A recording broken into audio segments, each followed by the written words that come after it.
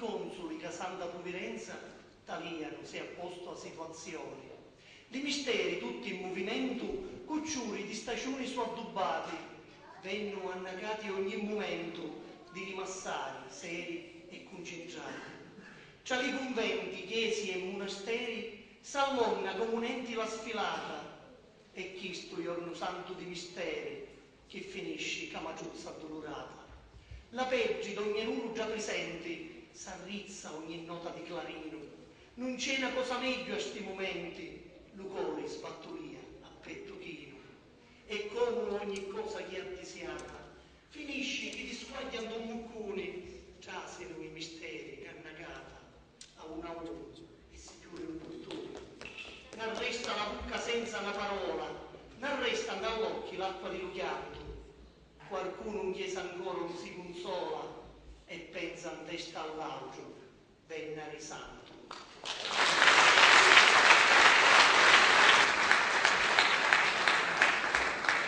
Approfondimenti con queste poesie.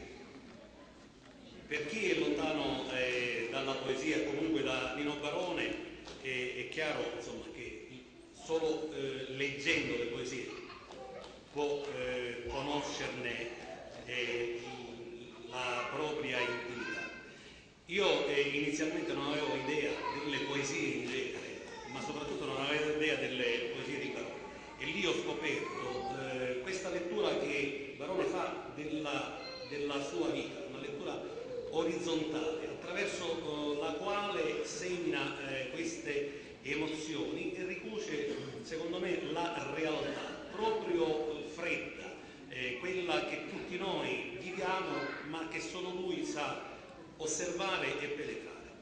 Una cosa che salterà perché lui e la sua famiglia è stato colpito da un lutto relativo al fattaccio di 2 sere fa, per cui dobbiamo ancora una volta confrontarci e affrontare una realtà che a volte è dura, e questa è la vita e probabilmente anche la poesia difficile.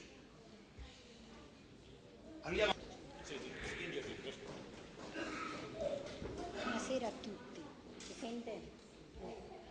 Se è acceso, sì. Sì, è acceso, perfetto. Lo metto a dritto. Buonasera a tutti. Grazie. Buonasera. Conosco Nino Barone da qualche anno, e quando ho visto la prima volta sono rimasta poco perplessa, perché praticamente la sua personalità così prorompente mi ha subito conquistata e mi ha fatto capire che c'era del buono dentro di lui. E infatti chi è Nino Barone se non un vulcano in eruzione, un poeta emergente dalla prorompente personalità? È quello che mi ha colpito la prima volta.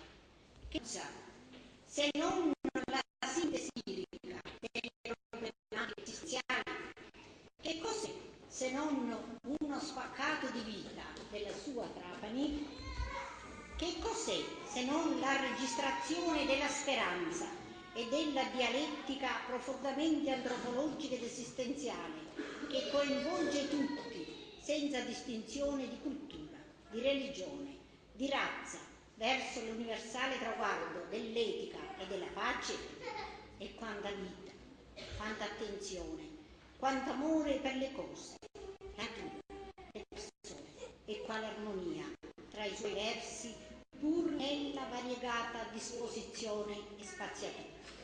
Nino corso umano espresso con un lessico chiaro e l'adesione ad una linea di coerenza che dà unità alla sua produzione politica. I problemi della nostra tormentata epoca, insieme con il rimpianto di tanti valori spirituali che rischiano di scomparire, danno al ed è cosa che ci ha fatto scusate, che non dato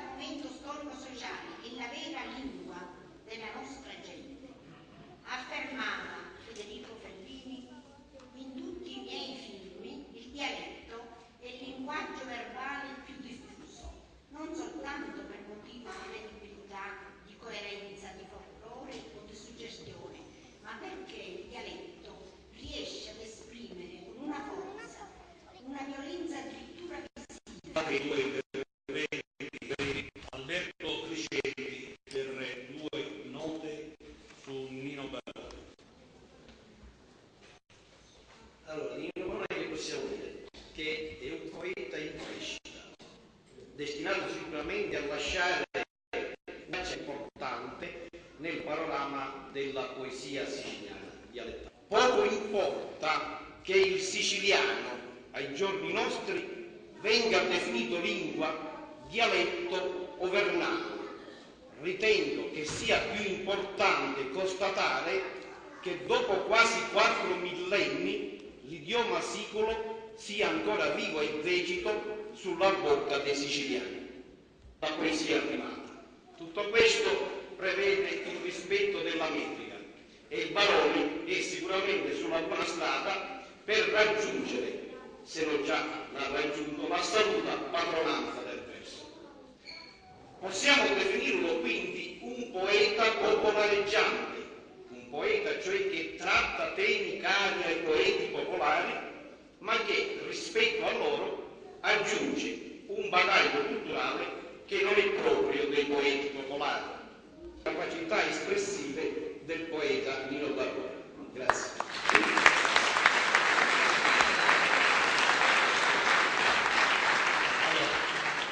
Il panorama è abbastanza ampio, abbiamo parlato della poesia siciliana nella sua generalità, nel senso che siamo andati anche lontano nel tempo.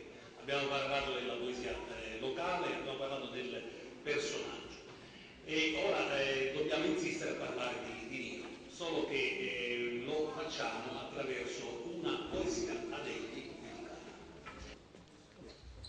È acceso? Buonasera a tutti. Ho voluto dedicare questi pochi versi a Nino Barone, sono veramente pochi e sinceri e soprattutto semplici per un grande cuore come lui. A Nino Barone. Lo primo frutto della tua semenza l'ha vista in mano senza lo dolore, va maturando con la tua presenza e non ci fai mancare lo tuo amore. Ha travagliato tanto la tua mente e ti presenti questo gran gioiello, ciccori stiorno bastano contenti, questi parole, canti di stornello. A primo affaccio metti la stazza e passo dopo passo va allungando e con l'aiuto della marronnuzza tante stazze dal mondo hanno. Grazie.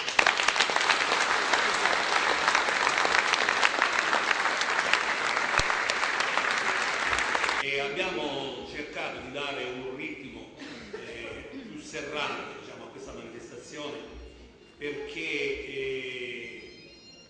abbiamo voluto evitare di avere cali di tensione, quindi avere meno attenzione da parte vostra. Andiamo con un buon ritmo e stiamo pure completando. Ma devo correre. Perfetto. Allora, di Nino Barone io conoscevo già più di una poesia perché in alcune occasioni conviviali qui a Villa Betania ne ha fatto sempre dono ed è stato un motivo questo per me di sorpresa bella conoscere i sentimenti che albergano nell'animo di questo giovane, di questo educatore, di questa nostra fondazione Auxilium, che è una fondazione benefica nel territorio, la quale è forse poco conosciuta e dovrebbe essere un tantino più conosciuta per il grande bene che fa a ragazzi diversamente abili per il lavoro psicopedagogico che viene medico che qui viene fatto e per i risultati ottimi che vengono raggiunti. Quando c'è la poesia c'è che cosa? Lo spirito. La poesia può volare un tantino più in alto, fa vedere oltre, fa percepire quello che comunemente non si percepisce. Ecco, gli occhi del poeta sono gli occhi dell'anima in un certo senso, scavano nel profondo, fanno intuire e gustare sensazioni, emozioni e sentimenti che diversamente rimarrebbero nel profondo, nascosti.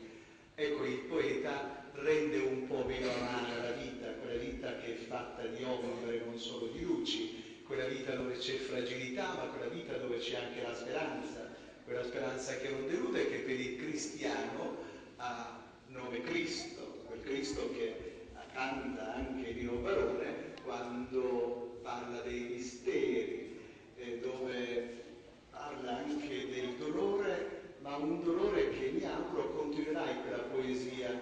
Dico, un dolore che non è soltanto le lacrime di una donna, la Vergine, che piange il suo figlio, ma è anche nella gioia della risurrezione, della Pasqua, a cui si apre il cristiano e deve aprirsi il cristiano.